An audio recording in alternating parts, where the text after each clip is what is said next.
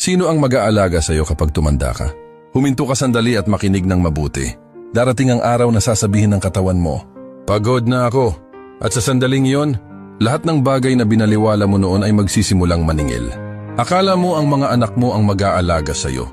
Pero balang araw, magkakaroon din sila ng sarili nilang buhay, problema at mga responsibilidad na pasan. Akala mo sapat na ang pagmamahal ng partner mo.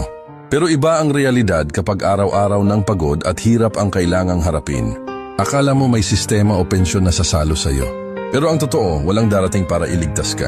Kaya sino ang maiiwan? Ikaw lang. Tinuruan tayo ng mundo na ibigay ang lahat sa iba at ibabalik. Daw yun ang buhay balang araw. Pero ang buhay ay madalas nagbabalik lamang ng kung ano ang inihanda mo para sa sarili mo. Ang pagtanda ay hindi gantimpala sa sakripisyo. Ito ay bunga ng paghahanda.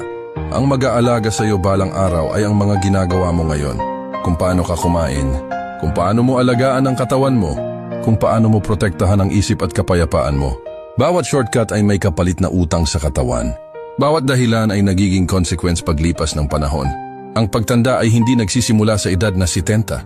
Nagsisimula ito sa araw na tumigil kang alagaan ang sarili mo. Kaya kumilos ka habang kaya mo pa. Kumain ka na parang nakasalalay dito ang buhay mo.